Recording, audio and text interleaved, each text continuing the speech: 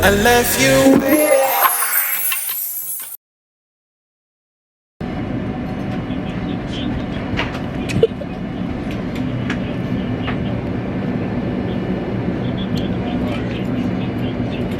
Hold on.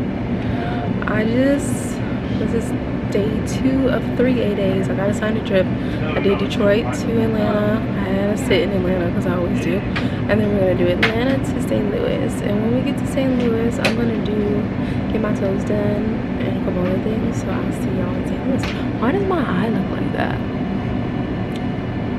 This one looks like it's swollen or something. Whatever.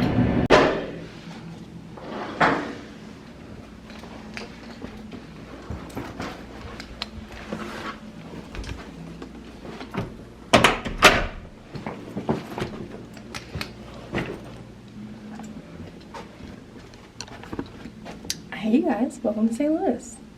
This is literally like the weirdest room. Reminds me of something like out of Pixar, probably because of the lamps. But let's do a room tour. So we got closet, there's a luggage rack, mirror,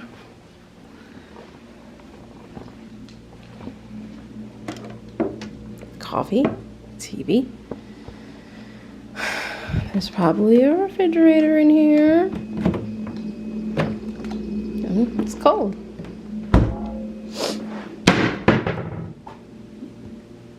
Y'all know I'm gonna be eating some ice. Desk. Doesn't that look like the little lamp that jumps on the eye in Pixar? Alright, so bed. Chair. Another funky lamp. And a nice view of the building. All right. This is the worst view I've had since I've been flying. But I won't complain. You all know the drill. We need to check for bed bugs. And then we're gonna wipe with Lysol and spray and do all that good stuff. So let's see.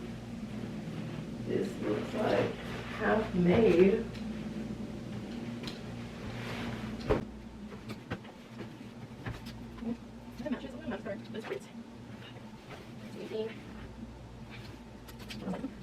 What?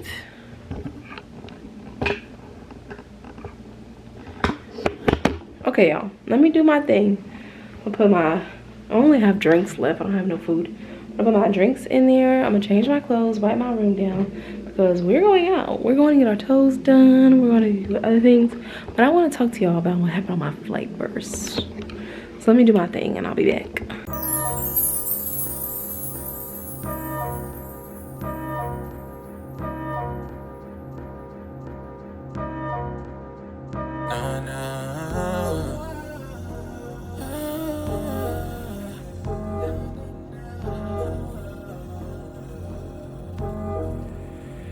I left you waiting with all your emotions, feeling that's why you close. Gotta watch and it's draining.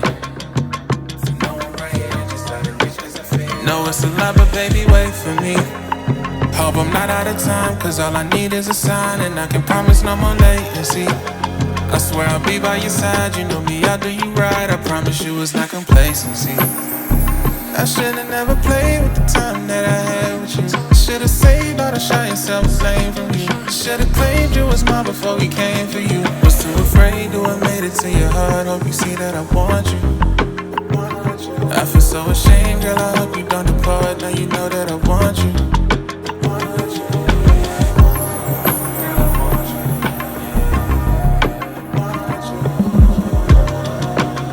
Should've said something sooner.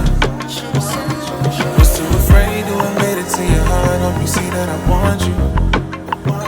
I feel so ashamed, girl, I hope you don't depart. Now you know that I want you. I kinda feel us drifting. I probably should've listened. I saw all the signs, told myself that shit was different, but now I see the distance. And you ain't gotta say it, cause your actions gon' display it. I can read your many faces, girl, you with 'em, ain't you? Don't mean to come abrasive, just speaking out of frustration. Cause it should have been us dating, but girl, I don't blame you. So I realized yesterday I said I was gonna come back and talk to y'all about what happened on my flight, and I never did. And honestly, I did go out in St. Louis and get my toes done. I also went to a burger joint, but it was just like weird around here. Like people staring at me, people trying to figure out where I'm from. And I didn't really necessarily feel comfortable pulling out my camera. I don't know if I said it or not, but when I was in Kansas City, I was walking around and, you know, just looking around, walking, and I pulled, and there was this guy on a wheelchair who was paying me no attention. And then as soon as I pulled my camera out, he started like rolling up to me, and I mean that I don't mean that in a disrespectful way, but he just like zoomed up to me, and I was like, what? Like, what do you need? But I said that to say he wasn't worried about me until he saw my camera, and that made me uncomfortable. And that's how I felt all over St. Louis yesterday. Like, people were trying to figure out, who are you, where you from, where you going, and I was just like, so I did get a couple of clips of what I did on my phone. By now you would have seen those clips because I inserted them before this clip. But let me tell y'all what happened on my flight. 3 things. We were on a plane where my jump seat is like right next to these passengers, and the passenger was like talking to me through the crack of her seat. Sometimes that's so annoying, y'all, because like when you are on the jump seat, you're supposed to be doing things in your brain for work, number one, because takeoff and landing is like, it can be a very dangerous time if something goes wrong. So you're supposed to be thinking about your emergency procedures and stuff, but you know, the passengers don't know that. But they were talking to me about how they've been traveling for 2 days from Cape Town, and they hadn't seen their family in 20 years, and their family had like given up on ever seeing them again. Like they just thought they were never gonna see them again. But they went through a travel agent, and they were able to come over here to America, and they're gonna be here for a month. And even though I was like, oh my god, I'm on the jump seat, stop talking to me, I thought that was like the cutest story. Like, I hope they have the best time.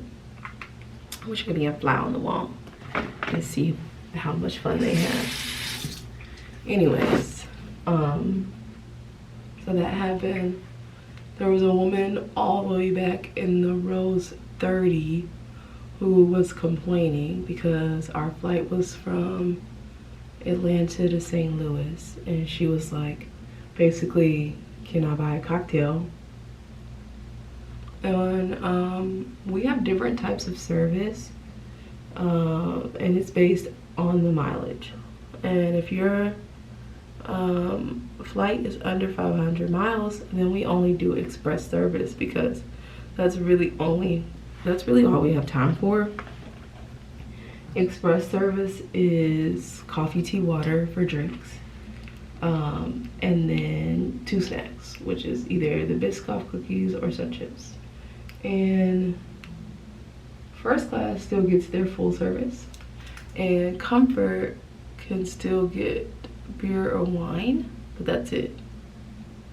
And so she was asking for a cocktail, which she wouldn't even be able to have a cocktail unless she was in first.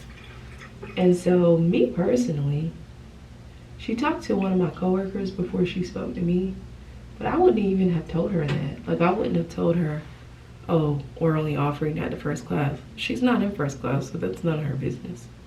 But everybody's different. So the coworker told her, oh, we can't get you a cocktail, we're only doing that in first class. And she was like, I heard the girl on the announcement say something about beer and wine. And she was like, oh yeah, that's only for Comfort Plus. Which is true, it is only for Comfort. And so when I talked to her, she was like asking me, why can't we just go in first class and bring her a beer or wine from first class or Comfort, because she's willing to pay for it. And so I was just like, man, it's not about you paying for it. It's about where you're seated. We aren't offering that in the main cabin. If I sell it to you, I have to sell it to everybody, and that's not fair.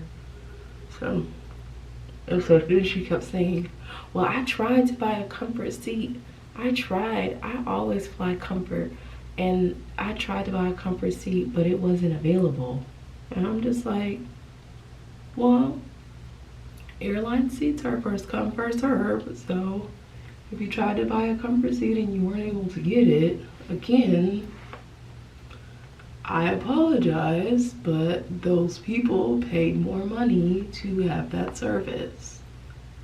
So again, I'm not gonna come sell you a wine and then everybody else in the main cabin who asked for a wine or a cocktail gonna be looking at me like, why did you give it to her?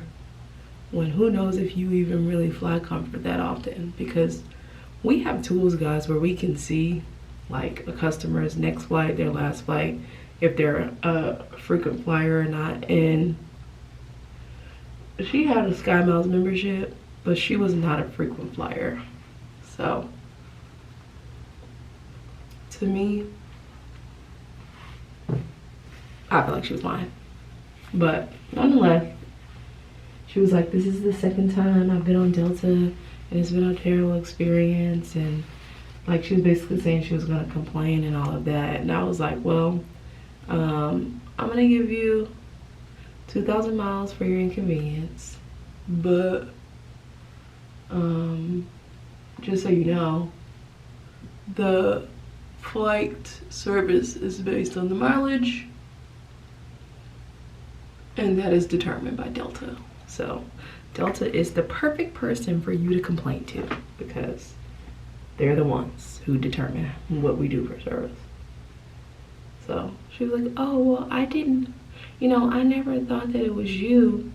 And I was like, well, you did say, why can't you just go up to first class and get me a drink? So I'm just letting you know, per Delta's policy, I cannot do that, or else I have to do it for everybody. It's not fair. So I gave her 2,000 miles, and I told her you should get a survey about your services today, and just make sure you put on there that you didn't like the service.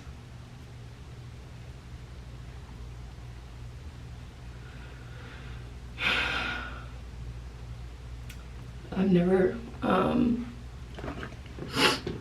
like, this side of the airline industry is where I swear people act the most entitled. But anyways, that's neither here nor there.